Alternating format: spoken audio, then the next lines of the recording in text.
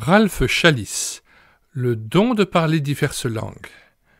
Appendice B, pages 356 à 370, quelques cas authentiques de langues démoniaques discernées au Canada par George Birch, ancien missionnaire à Bornéo. Note de l'auteur à la 2e édition. Je désire préciser que je ne suis pas l'auteur du texte qui suit. Celui-ci est une traduction aussi exacte que possible d'une correspondance en langue anglaise rédigée par George A. Birch, ancien missionnaire en Indonésie et depuis 1972 à la retraite au Canada.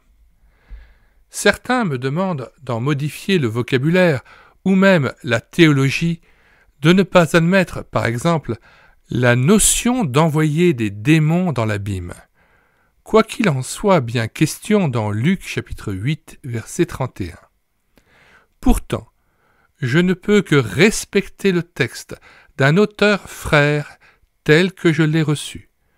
Je demande seulement à mon lecteur de reconnaître qu'il s'agit dans cet appendice du témoignage indépendant d'un homme à qui Dieu a confié un ministère particulier. On m'a reproché qu'en citant ici le texte de George Birch, j'enseigne inévitablement que toute expression en langue inconnue est essentiellement diabolique.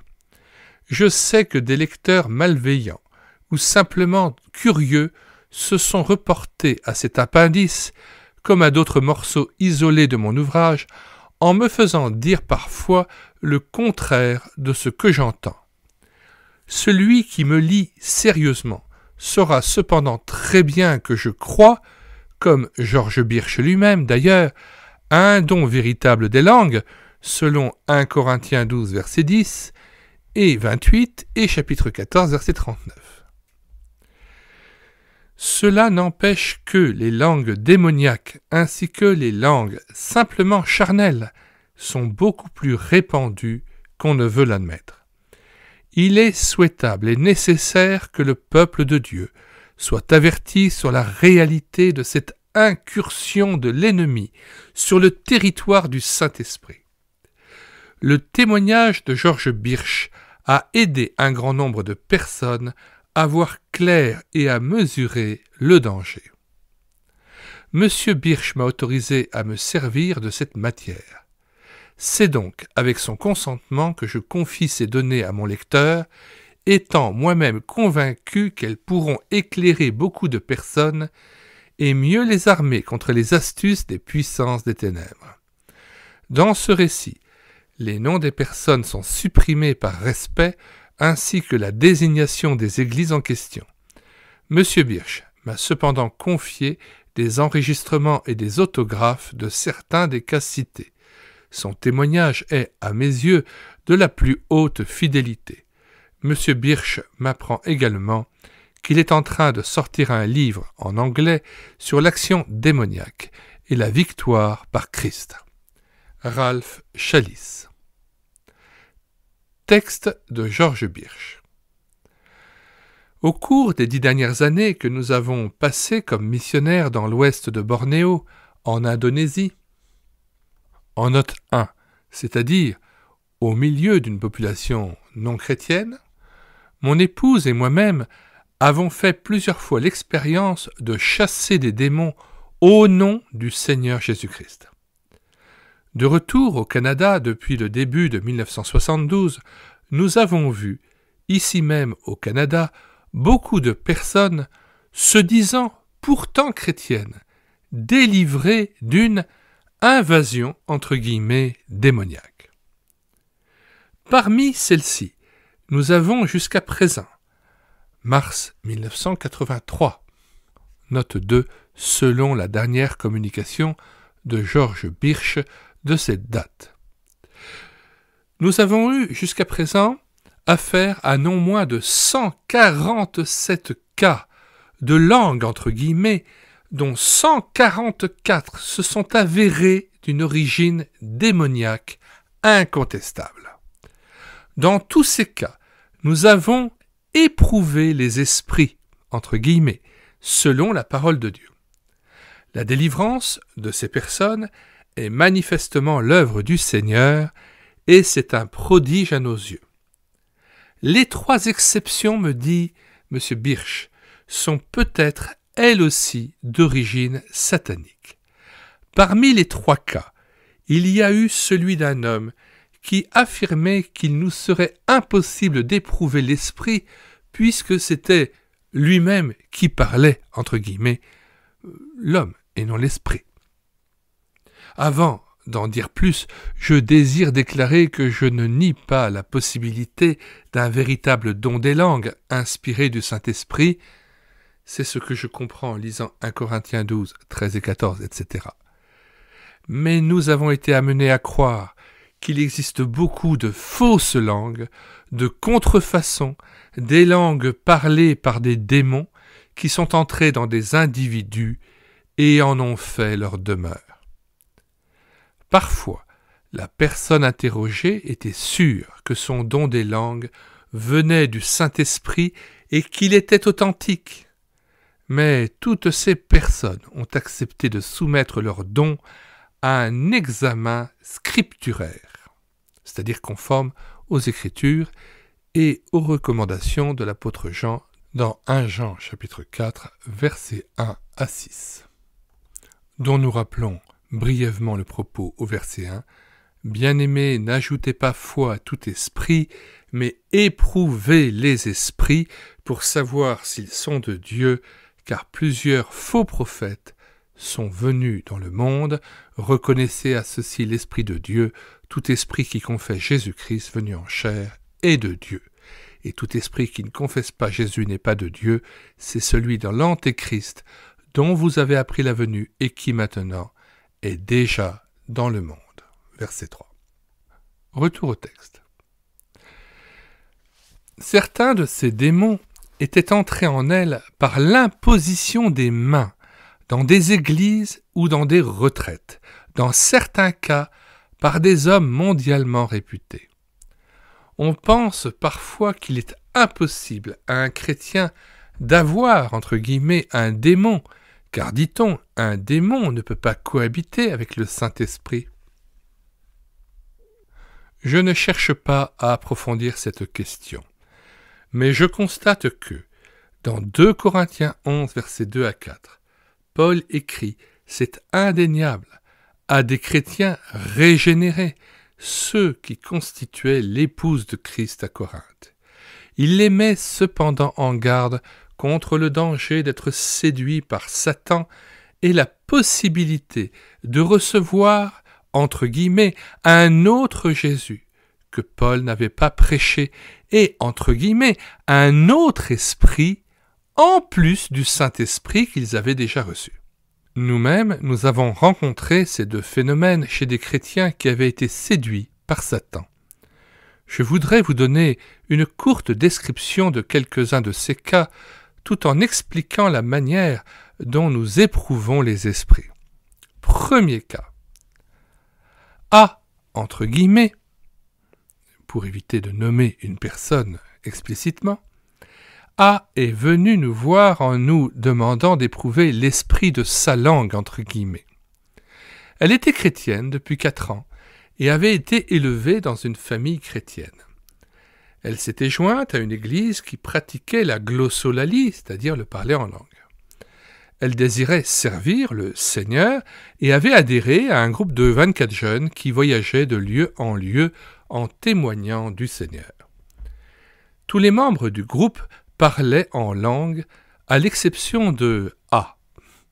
Les autres lui disaient qu'elle n'avait pas reçu le baptême du Saint-Esprit et que, de ce fait, elle ne pouvait avoir la puissance nécessaire au service de Dieu. Ils insistaient sur la nécessité de, entre guillemets, rester dans la ville de Jérusalem jusqu'à ce qu'elle soit revêtue de la puissance d'en haut, fermez les guillemets. Elle a donc cessé de témoigner publiquement et s'est adonnée à la prière. Plus tard, dans une réunion, elle s'est avancée, les mains levées, en disant « Jésus, Jésus, Jésus !» Puis elle s'est mise à babiller. Et l'esprit, entre guillemets, prit possession d'elle, et la fille parler en langue. Tout le monde criait et se réjouissait de ce que A avait reçu le baptême du Saint-Esprit. Or, A avait entendu dire qu'il existait une contrefaçon démoniaque du don des langues. Elle avait également entendu dire que l'esprit de la langue, entre guillemets, devait être éprouvé. Quand elle est venue nous demander conseil, elle nous a dit que quelques membres de son groupe étaient maintenant esclaves de la drogue et que d'autres étaient en prison. Quand je lui ai demandé combien d'entre eux continuaient à marcher avec le Seigneur, elle m'a répondu qu'elle n'en connaissait aucun. Elle a avoué être elle-même affligée par le mensonge, par des accès de colère et des pensées de blasphème. J'ai alors expliqué à A comment nous procéderions pour éprouver l'esprit. Il fallait qu'elle parle en langue, en laissant l'esprit utiliser librement sa bouche. Elle était d'accord pour que je parle à l'esprit et que je lui pose la question. Reconnais-tu que Jésus-Christ est venu en chair ? Elle a promis de ne pas répondre elle-même, mais de laisser l'esprit répondre à sa place en anglais, sa langue et celle de l'interlocuteur. A se mit donc à parler en une langue qui est sortie en un flot abondant. J'ai alors posé la question. « Esprit de la langue, confesses-tu que Jésus-Christ est venu en chair ?» Quand j'eus posé la question à plusieurs reprises, l'esprit s'écria en anglais « Non, non !» J'ai alors regardé A droit dans les yeux et j'ai commandé au démon, au nom du Seigneur Jésus-Christ, de dire son nom. Voici la réponse donnée par l'esprit. Lucifer et 3 associés, Saul, Démétrius, Judas. Le démon alors s'écria « Je te hais, je te hais !» Au même instant, A essaya de me saisir à la gorge et de m'étrangler. Mais elle en fut empêchée quand j'invoquai l'autorité et la protection de notre Seigneur. Luc chapitre 10, verset 19. Elle n'a plus insisté. Les démons ont été liés au nom du Seigneur Jésus-Christ. Je leur ai ensuite ordonné de répondre à cette question. Dites-moi, quand êtes-vous entrés en elle ? Je suis venu au nom de Jésus le 17 août au cours d'une réunion. J'ai alors commandé à ce démon, Lucifer, au nom du Seigneur Jésus-Christ, de nous dire en quoi consistait son travail. Voici sa réponse. L'aveugler sur la vérité. J'ai pris possession de la langue de A. Je suis le Tout-Puissant. Nous lui avons alors ordonné de la relâcher au nom du Seigneur Jésus-Christ et avec la parole de Dieu. Reconnaissant que c'était un démon envoyé par Satan, il avait avoué avoir été envoyé par le diable, A l'a répudié. Elle déclara qu'elle appartenait à Christ. Elle annula, par le nom du Seigneur Jésus-Christ, toute l'emprise qu'elle avait jamais accordée à Satan. Les démons furent amenés à reconnaître leur défaite devant notre Seigneur, et nous leur avons ordonné de sortir d'elle et d'aller dans l'abîme. Elle fut libérée, et elle loua Dieu de l'avoir délivrée de ces démons. Il faut noter que les démons emploient toujours la première personne pour parler d'eux-mêmes et la troisième pour parler de la personne possédée ou envahie. Ce phénomène nous permet d'identifier d'une façon très claire la présence de démons. Remarquez que le démon qui était en A a dit, entre guillemets, l'aveugler, elle, sur la vérité. J'ai pris possession de la langue de A, fermez les guillemets. Il était évident que ce n'était pas elle qui parlait, mais une autre personne qui faisait allusion à elle en tant que A ou, entre guillemets, elle, E2LE, fermez les guillemets. Certains répondront: quand nous demandons du pain à Dieu, il ne nous donne pas une pierre. C'est un péché de douter. Ou bien, si un homme donne un diamant à une jeune fille, elle ne va pas aussitôt chez le bijoutier pour savoir s'il est authentique. Il ne faut pas mettre l'esprit à l'épreuve. Pourtant, Dieu nous a commandé d'éprouver les esprits, 1 Jean 4, versets 1 à 3, passage que nous avons lu précédemment, et que je vous invite de relire et de re-relire. Et il nous a mis en garde contre les contrefaçons. Si cette jeune chrétienne, A, avait obéi à Dieu selon l'enseignement clair de sa parole, elle n'aurait pas été trompée et envahie par des esprits méchants. Voici, à mes yeux, quelques-unes des erreurs commises par A.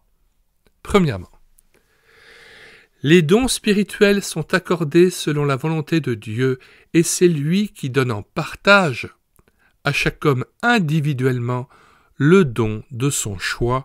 1 Corinthiens 12, verset 11. Entre guillemets, tous parlent-ils en langue? 1 Corinthiens 12, verset 30, exige une réponse négative. Nous sommes exhortés à aspirer ardemment aux dons les meilleurs. A a réclamé le don des langues. Elle a recherché un don et non celui qui donne et sa volonté. Je le répète, elle a recherché un don en réclamant le don des langues, et non celui qui donne et sa volonté. Deuxièmement, elle a cherché ce don par le moyen d'une vaine répétition du nom de Jésus. Souvenez-vous, elle a dit « Jésus, Jésus, Jésus ». Troisièmement, elle n'a pas accordé au Seigneur Jésus-Christ ses justes titres. Entre guillemets, personne ne peut appeler Jésus Seigneur si ce n'est par le Saint-Esprit. 1 Corinthiens 12, versets 1 à 3. Il existe d'autres esprits qui s'attribuent le nom de Jésus. Dans le cas de A, c'est un démon qui a répondu à sa demande. Quatrièmement, elle s'est soumise passivement à la puissance qui s'emparait de sa langue. Elle a commencé à babiller, et c'est alors qu'un démon a pris le contrôle de sa langue. C'est ainsi que Lucifer a pu dire « J'ai pris possession de la langue de A ». Dans son livre « La guerre aux saints », Madame Penn Lewis dit que, entre guillemets, la soumission passive est la loi de la possession démoniaque, mais que la coopération active est la loi du Saint-Esprit. J'ai entendu citer Romains chapitre 13 verset 2. Celui qui s'oppose à l'autorité résiste à l'ordre que Dieu a établi par certains qui exhortent les croyants à ne pas résister à, entre guillemets, l'autorité ou à, entre guillemets, la puissance. Ils veulent dire par là de se soumettre passivement à la puissance qui cherche à s'imposer en supposant qu'il s'agit du Saint-Esprit. Mais le Saint-Esprit ne travaille pas de cette façon. Beaucoup sont séduits par ce faux argument. Paul parle des autorités civiles dans ce passage. Cela est évident pour celui qui se donne la peine de l'examiner. Deuxième cas. B. Une jeune fille de 18 ans, lycéenne, parlait en langue depuis 6 mois lorsqu'elle nous a rencontrés. Elle croyait avoir le don authentique des langues. Elle a pourtant accepté de soumettre sa langue à l'épreuve. À ce moment-là, elle entendit une voix au-dedans d'elle qui disait « Non, ne le fais pas !» Elle comprit alors qu'elle était sous l'influence de démons et demanda que nous éprouvions sa langue. L'esprit de la langue s'appelait Jacob. Nous lui avons dit « Jacob, nous te commandons, au nom du Seigneur Jésus-Christ, d'interpréter en anglais les paroles de la langue. » L'esprit répondit en anglais, « Quelqu'un va mourir. »« Qui t'a envoyé ?»« Jésus. »« Ah, quel Jésus ?»« Un Jésus de Satan. » Ce démon fut chassé au nom du Seigneur Jésus-Christ. Il s'est avéré qu'il y avait encore d'autres démons en elle, que nous avons également pu chasser. B a ensuite loué le Seigneur de l'avoir délivré par le nom du Seigneur Jésus-Christ. Troisième cas.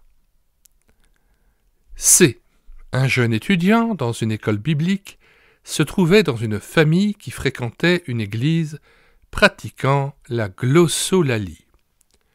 La maîtresse de maison lui dit « Il me semble que vous avez envie de posséder une plus grande mesure du Saint-Esprit. » C souhaitait depuis quelque temps parler en langue. Il a donc répondu affirmativement. Puis elle lui a demandé « Voulez-vous que je vous impose les mains et que je prie pour que vous soyez oints du Saint-Esprit » C a consenti et elle l'a fait.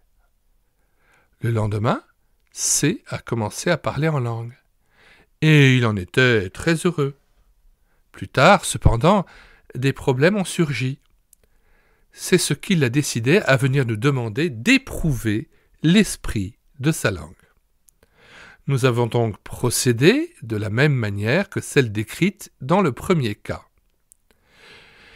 Quand j'ai posé la question « Confesses-tu que Jésus-Christ est venu en chair ?» l'esprit n'a pas répondu. Nous en avons conclu que ce n'était pas un bon signe et avons décidé ensemble de commander à l'esprit, au nom du Seigneur Jésus-Christ, de s'avancer et de donner son nom. En réponse à cet ordre, le démon a avoué que son nom était Démas. Voici un résumé des questions que nous lui avons posées au nom du Seigneur Jésus-Christ et les réponses données par le démon. Mon épouse en a pris des notes pendant l'interrogatoire. C entendait les réponses comme des pensées qui lui venaient à l'esprit, c'est-à-dire qui se présentaient à sa conscience, et il nous les transmettait immédiatement. Quel est le nom de l'esprit de la langue ? Démas. Combien d'esprits de langue y a-t-il en lui ? 3. Les deux autres étant Luc et Philippe. Quel est le but du parler en langue que nous venons d'écouter ? Dieu est menteur, Dieu est un escroc, Dieu est un voleur. Nous leur avons alors ordonné d'admettre qu'ils étaient, eux, menteurs et voleurs. Ils l'ont reconnu. Dans ce jeune homme, il y avait un faux Jésus, un faux Dieu qu'il priait.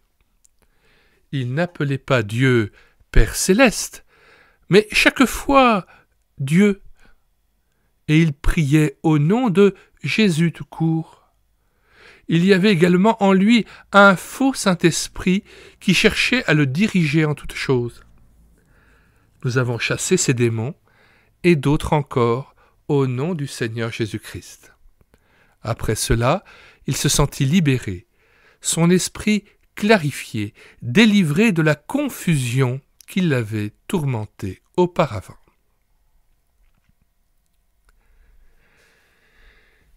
Quatrième cas. D était missionnaire. Elle avait un esprit de langue nommé Réhoboam, accompagné de deux associés nommés Achaz et Jézabel. Voici la transcription de quelques notes que nous avons prises sur ce cas. Toutes nos questions sont posées sous forme d'ordre donné au nom du Seigneur Jésus-Christ. C'est à lui qu'appartiennent la puissance et la gloire. Quand êtes-vous entrés en elle ? C'est elle qui a fait appel à nous dans une réunion de langue. Je suis un esprit de lumière. Êtes-vous 3 esprits de langue ? Oui, nous proférons des paroles d'adoration de notre Seigneur Satan. Comment êtes-vous entré en elle? Par l'imposition des mains des hommes qui dirigeaient la réunion. Le directeur principal de cette réunion était un prédicateur charismatique mondialement connu. Nous préférons ne pas donner son nom ici, selon les éditeurs. 5e cas, daté du 10 septembre 1973. Il s'agit d'une femme chrétienne. L'esprit s'est présenté sous le nom de Guri. Question. Qui t'a envoyé? Satan. Que signifient les mots que tu as dits en langue? Gloire à Dieu dans les lieux très hauts. Aimes-tu le Seigneur Jésus-Christ? Non, je ne l'aime pas. À quel moment es-tu entré en elle? Lorsqu'elle est venue à l'église de... Il a nommé une église de Vancouver, au Canada, qui pratiquait la glossolalie. Qu'est-ce que tu entends par « gloire à Dieu dans les lieux très hauts » ? Je voulais qu'elle se fie à moi. Tu essayais de la tromper? Oui, j'étais jaloux. Dieu l'avait bénie. Le démon a ajouté « J'ai semé le doute en elle. » Que signifie le mot « guri » ? Ce mot était le premier prononcé par l'esprit de la langue, tout en étant son nom.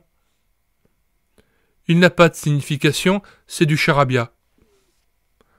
Notons que eux, après avoir reçu la langue, entre guillemets, avaient eu quelques doutes et avaient demandé en priant à recevoir un plus grand vocabulaire si la langue était authentique. Cette nuit même, elle avait reçu la communication que Guri signifiait gloire. Il est à noter également que nous avons donné des ordres aux démons au nom du Seigneur Jésus-Christ et utilisé la parole de Dieu pour le condamner. Le démon a dû reconnaître qu'il était vaincu par notre Seigneur Jésus-Christ, par le sang de la croix. Il a été envoyé dans l'abîme par le nom du Seigneur Jésus-Christ. Sous l'influence du démon, eux avaient connu des accès de colère incontrôlables. Mais maintenant, délivré, elle jouit d'une merveilleuse liberté ainsi que de la certitude d'avoir la victoire et une pleine autorité par le Seigneur Jésus-Christ. 6e cas. F. était profondément engagée avec son mari dans les mouvements charismatiques et œcuméniques. Ce couple avait le sentiment qu'il n'était qu'un seul esprit avec les autres qui parlaient en langue, bien que bon nombre de leurs amis aient gardé une doctrine équivoque sur des questions fondamentales de la foi. Nous avons pu prouver que l'esprit qui animait F était faux, pour 5 raisons que nous verrons tout à l'heure. Pourtant, sur le plan religieux, il était extrêmement subtil. Lorsque nous posons à un esprit de langue, entre guillemets, la question « Confesses-tu que Jésus-Christ est venu en chair ?» nous ne considérons pas que la réponse « oui » soit suffisante. Nous insistons jusqu'à ce qu'il réponde textuellement « Jésus-Christ est venu en chair ».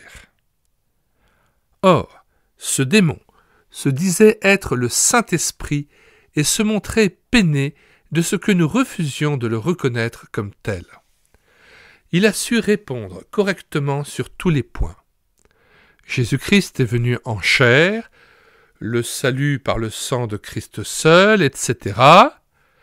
Il faut reconnaître que Satan a lui aussi appris certaines choses depuis que la Bible a été écrite. Pendant 3 jours consécutifs, nous avons enregistré sur bande les paroles prononcées en langue par cette dame. Nous avons pu les analyser et avons remarqué que le « parler » consistait en 12 sons ou mots distincts, pas plus, et qu'il présentait beaucoup de répétitions. Nous avons demandé à l'esprit de nous en donner la traduction en anglais, et la voici. C'est ici la vérité, il y a un seul Dieu vivant, tu l'adoreras lui seul. Remarquez qu'il n'y a aucune mention du Seigneur Jésus-Christ dans le message de cette langue. Or, le Saint-Esprit nous a été envoyé afin de nous révéler les choses de Christ. Pourtant, ce message ne mentionnait pas le Christ, il exhortait à adorer Dieu, mais personne ne peut s'approcher de Dieu si ce n'est par Christ. Jean chapitre 14, verset 6, Jean chapitre 16, versets 13 à 14. Voici les 5 raisons qui prouvent que cet esprit était faux. 1. Les vaines redites.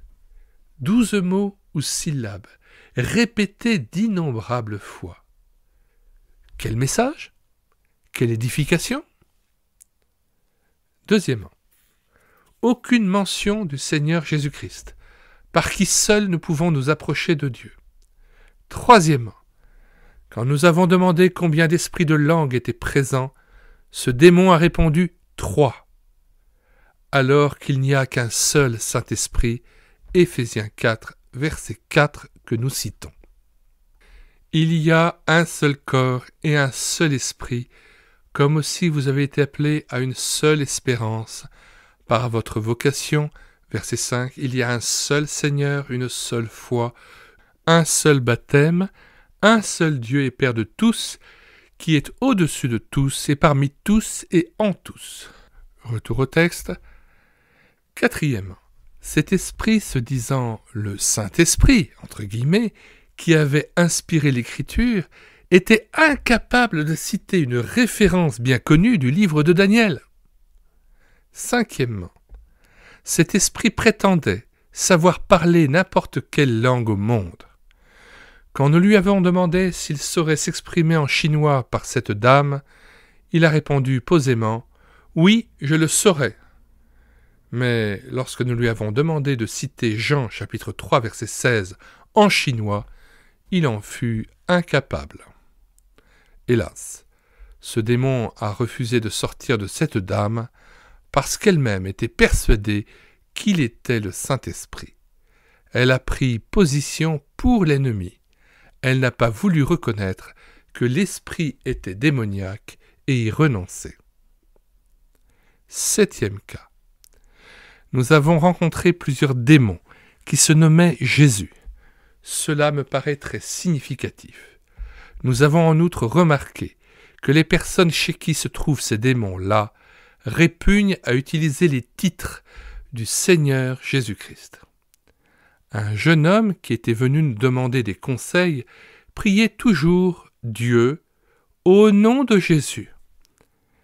Je l'ai exhorté à prier comme notre Seigneur nous l'avait enseigné à notre Père qui es aux cieux et au nom du Seigneur Jésus-Christ.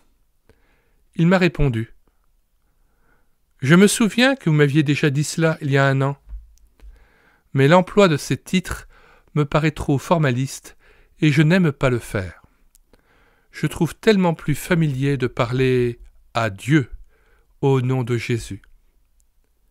Si je parlais à un catholique du Seigneur Jésus-Christ, il serait offusqué, ce qui n'est pas le cas si je lui parle de Jésus. Je lui ai expliqué que les titres avaient donc une profonde signification. Il a ensuite consenti à faire éprouver l'esprit en question et il a été établi qu'il s'agissait d'un Jésus de Satan et d'un Dieu de ce monde. Il avait été trompé par des démons. Les démons se disant Jésus, entre guillemets, sont très actifs aujourd'hui. 8e cas. G était membre d'une église qu'il estimait assez formaliste et morte. Il était ensuite allé dans une église qui pratiquait la glossolalie, c'est-à-dire le parler en langue, où, après qu'on lui ait imposé les mains, il a été, entre guillemets, immolé par l'esprit. Traduction approximative de l'expression couramment employée dans ces milieux anglo-saxons, slain in the spirit. Il était couché par terre, dans une sorte d'extase. En reprenant conscience, il louait Jésus à grands cris, et il a continué à le faire. Mais quand je lui ai posé directement la question, il a reconnu qu'il n'avait employé que le mot « Jésus » et non le Seigneur Jésus-Christ. Il est à remarquer que personne ne peut appeler Jésus Seigneur, du fond du cœur, évidemment, sinon par le Saint-Esprit. Dans cette église, G avait également reçu un don des langues. Le nom de l'esprit de la langue était démoniago. Voici la transcription des notes que nous avons pu prendre pendant l'expulsion de ce démon au nom du Seigneur Jésus-Christ. Démoniago, combien d'autres esprits te sont associés en G? Associés dans le sens de à l'œuvre en G. Je suis seul. Quand es-tu entré en lui? Quand il a été, entre guillemets, immolé par l'esprit. Qui t'a envoyé? Le diable, depuis l'abîme. Est-ce que tu reconnais notre autorité sur toi par le Christ, Jésus, notre Seigneur? Oui, je le reconnais. Dans quel but es-tu envoyé par Satan? Dans le but de tromper. Comment cela? Le tromper en ce qui concerne son amour pour le Seigneur Jésus, afin de détruire sa foi et de lui faire suivre Satan. Alors, tu te faisais passer pour le Saint-Esprit, n'est-ce pas? Oui. G dénonce alors le démon au nom du Seigneur Jésus-Christ. Le démon est chassé jusque dans l'abîme au nom du Seigneur Jésus-Christ. Pourtant, le nom de Jésus, entre guillemets, continue à pénétrer la pensée de G. Nous avons donc ordonné au nom du Seigneur Jésus-Christ que, s'il y avait là un démon se nommant Jésus, il s'avance et dise son nom. Réponse. Jésus. Quel Jésus? Jésus du diable. Quel est ton travail? Qu'est-ce que Satan t'a envoyé faire? L'abuser, enlever la gloire à Dieu. Quand es-tu entré en lui? Lorsqu'il a été, entre guillemets, immolé par l'Esprit. Ce démon a dû s'avouer vaincu par le Seigneur Jésus-Christ, par le sang de la croix, et nous avons pu le chasser dans l'abîme au nom du Seigneur Jésus-Christ. Pourquoi donner à Jésus ces titres? Je désire souligner en quelques mots l'importance que Dieu attache au titre du Seigneur Jésus-Christ. Il est vrai que, dans les évangiles, notre Seigneur est très souvent appelé Jésus. Ce nom, qui signifie sauveur, est évidemment très précieux. Matthieu chapitre 1, verset 21. Il est pourtant en même temps un nom purement humain. L'apôtre Paul, par exemple, dans Colossiens chapitre 4, verset 11, salue un certain Jésus surnommé Justus. D'autre part, le prénom masculin Jésus est très répandu dans les pays de langue espagnole. Pendant sa vie, le Seigneur était connu sous le nom de Jésus de Nazareth, mais la population ne le reconnaissait pas comme Messie ou Christ. Quand Pierre, interrogé par le Seigneur, affirma qu'il était le Christ, le Fils du Dieu vivant, le Seigneur souligna combien Pierre était béni du fait que Dieu lui-même lui avait révélé cette vérité. Puis dans Matthieu chapitre 16 verset 20, il interdit à ses disciples de communiquer cette révélation à qui que ce soit, puisque le moment de sa proclamation n'était pas encore venu. Les hommes pouvaient cependant le savoir s'ils sondaient les Écritures. Après la crucifixion, la résurrection et l'ascension du Seigneur Jésus, et après la venue du Saint-Esprit, le jour de la Pentecôte. Pierre déclare ouvertement, acte 2, verset 36, « Que toute la maison d'Israël sache donc avec certitude que Dieu a fait Seigneur et Christ, ce Jésus que vous avez crucifié. » Remarquez ensuite que les épîtres, au contraire des évangiles, accordent à notre Seigneur ces titres maintes et maintes fois. Lisez par exemple Éphésiens 1, versets 1 à 3. Et remarquez à quel point notre Seigneur Jésus est honoré à plusieurs reprises avec ces titres. Regardez aussi Philippiens 2, versets 9 à 11. C'est pourquoi aussi Dieu l'a souverainement élevé et lui a donné le nom qui est au-dessus de tout nom, afin qu'au nom de Jésus, tout genou fléchisse dans les cieux, sur la terre et sous la terre, et que toute langue confesse que Jésus-Christ est Seigneur, à la gloire de Dieu le Père. Ainsi, nous voyons que la révélation de l'identité de Jésus se fait progressivement dans le Nouveau Testament. Ne retournons pas à l'école maternelle entre guillemets des évangiles en ce qui concerne les titres de Christ, mais accordons-lui l'honneur que lui accordent les épîtres et l'Apocalypse. Remarque. Ce fut à Antioche que pour la première fois les disciples furent appelés chrétiens. Acte 11, verset 26. Pourquoi ? Certains expliquent ce surnom de chrétien en disant que les disciples devaient alors ressembler au Christ. Mais les gens d'Antioche n'avaient jamais vu le Christ. Cette explication n'est donc pas possible. Le surnom de chrétien a dû résulter du fait que les disciples parlaient constamment du Christ et non de Jésus. S'ils avaient parlé de Jésus, les gens d'Antioche les auraient certainement appelés le peuple de Jésus, les Jesus People. 9e cas.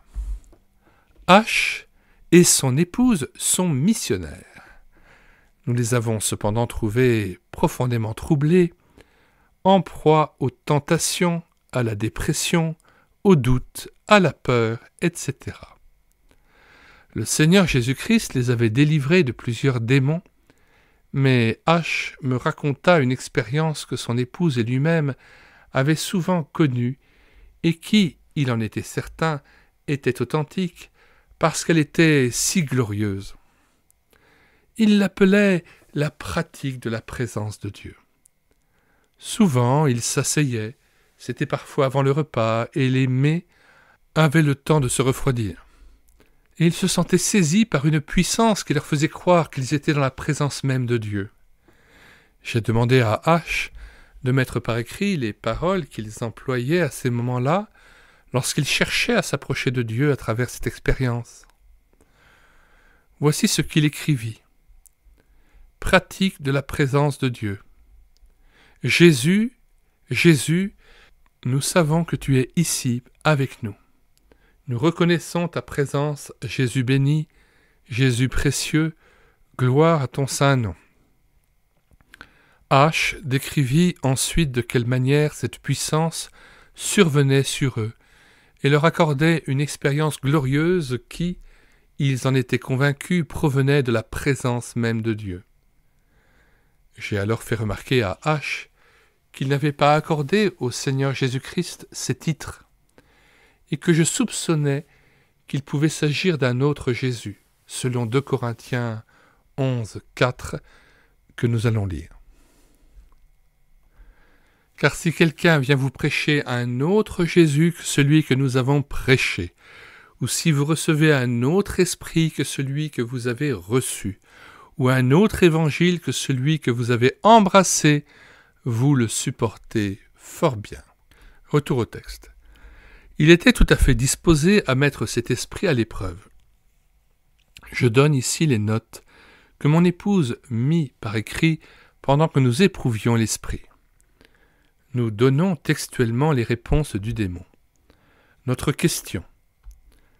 Si c'est un autre Jésus qui est entré dans H par la soi-disant pratique de la présence de Dieu, nous t'ordonnons, au nom du Seigneur Jésus-Christ, de te déclarer et de donner ton nom. Jésus l'impie. Combien d'esprits associés as-tu avec toi en H? J'ai beaucoup d'amis avec moi. Combien? Nous sommes 18, moi-même y compris. Quel est ton travail? Je veux qu'il adore le Dieu de ce monde. Je veux l'empêcher de voir la vérité. Je veux qu'il soit allié à Satan.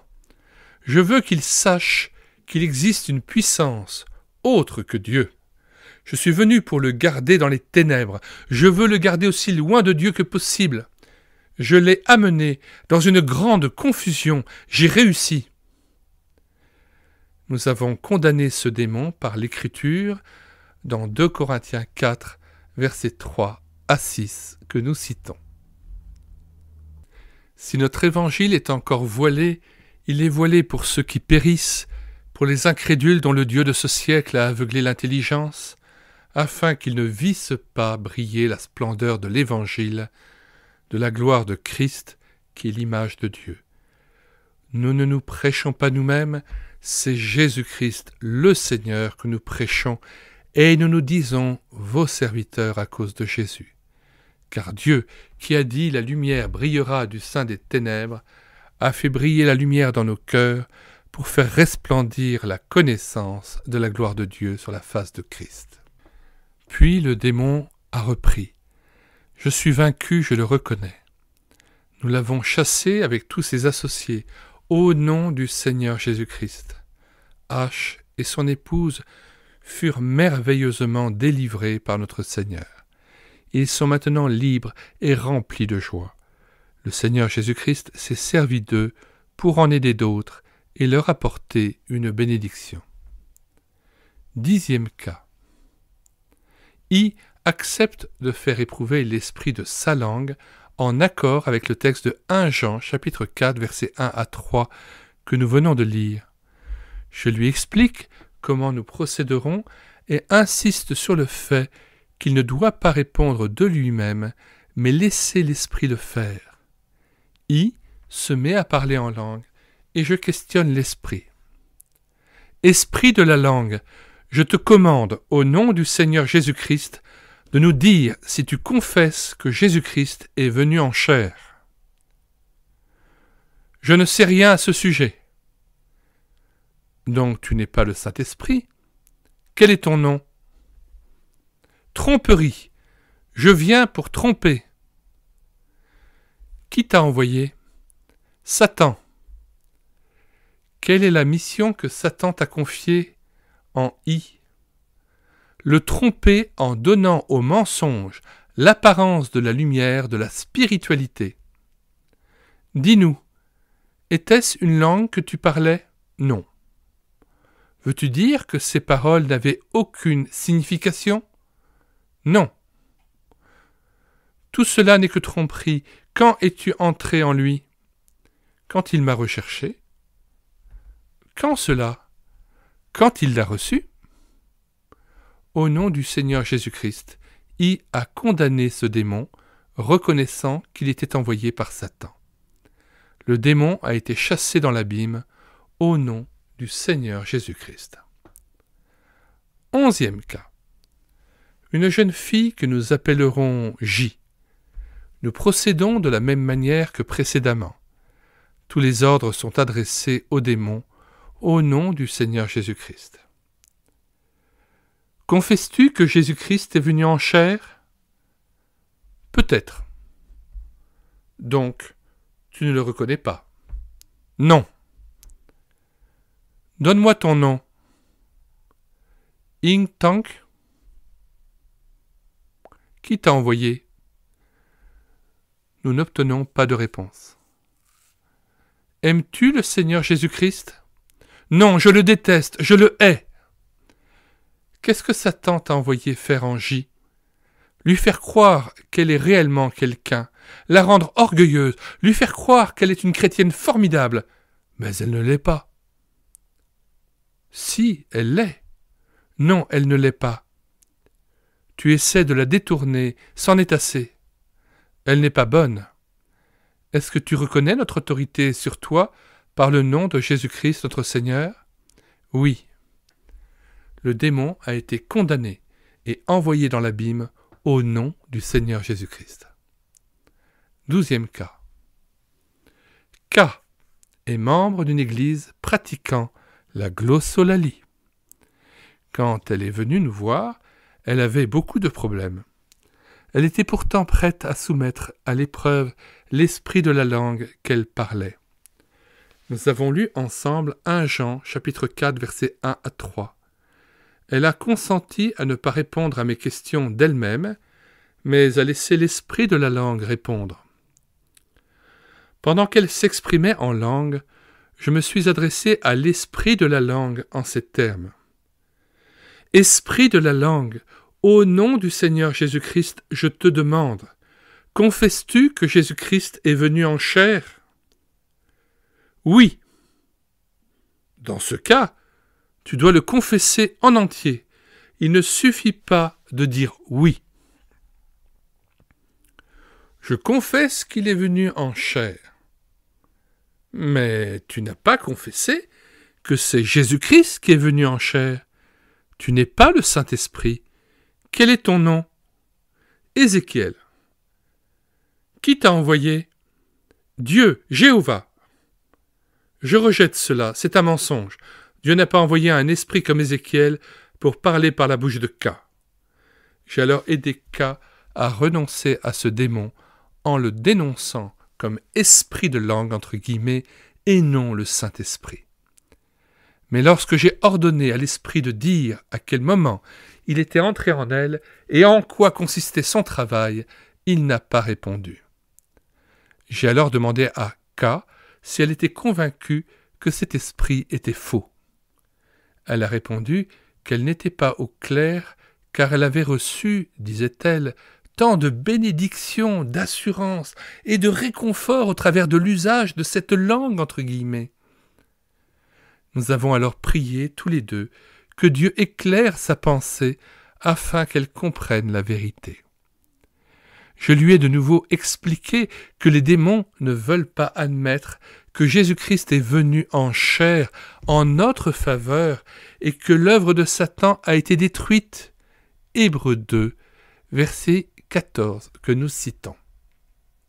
Ainsi donc, puisque les enfants participent au sang et à la chair, il y a également participé lui-même, afin que, par la mort, il anéantit celui qui a la puissance de la mort, c'est-à-dire le diable. Et nous poursuivons verset 15, et qu'il délivra tous ceux qui, par la crainte de la mort, étaient toute leur vie retenus dans la servitude. Retour au texte.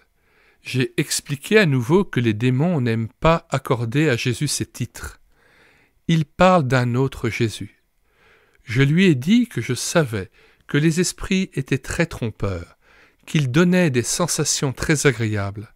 Beaucoup de personnes qui parlent en langue ressentent quelque chose de merveilleux pendant le temps de l'exaltation provoquée par la présence d'un esprit. Mais par contre, beaucoup d'entre elles se demandent pourquoi elles se sentent tellement déprimées et troublées à d'autres occasions. La plupart du temps, elles ne font pas de lien entre les deux phénomènes. Elles ne comprennent pas que les deux états proviennent de la même source. George Birch. Nous lirons dans la prochaine capsule audio l'appendice C. Un vrai chrétien peut-il être possédé par un démon? Si vous voulez télécharger ce livre de Ralph Chalice, Le don de parler diverses langues, gratuitement, vous vous rendez sur les commentaires de cette vidéo et j'ai mis là le lien d'accès à la page de téléchargement gratuit sur le site internet que j'ai créé, médiathèquechrétienne.fr, site entièrement dédié à la réédition numérique d'ouvrages complètement épuisés et non réédités, comme l'est effectivement cet ouvrage de Ralph Chalice. Et donc, il est à nouveau disponible au plus grand nombre pour ceux qui veulent en prendre connaissance et le lire in extenso. N'hésitez pas, et j'ai mis encore d'autres ouvrages en ligne, notamment sur le parler en langue, et l'ouvrage de Ralph Challis, notamment « Si la trompette rend un son confus ». Il y a aussi l'ouvrage de Fernand Legrand, « Tout savoir sur le parler en langue ». Nous vous invitons aussi à télécharger l'ouvrage de Maurice Ray, « Échec à l'oppresseur », mais aussi sur d'autres ouvrages, « L'occultisme à la lumière de Jésus-Christ ». Nous vous invitons à consulter la playlist e-book chrétien à télécharger sur cette chaîne YouTube Elle écouter sa parole, ou vous reporter sur la page d'accueil de médiathèquechrétienne.fr et regardez aussi les centaines de cantiques que nous avons mis en parole afin qu'ils soient rétroprojetés en assemblée et qu'ils puissent revivre à nouveau dans le cœur des croyants. Il s'agit notamment des cantiques de Françoise et Daniel Dossmann. Il y a des cantiques de Écho de la joie de Strasbourg que j'ai pu numériser à partir d'anciens vinyles. Il y a les deux playlists Diffusion Bible avec la playlist Le Laboureur et Jésus, ami de mon âme, et des playlists de la mission Timothée et de nombreux cantiques qu'ils ont pu composer et mettre en chant choral.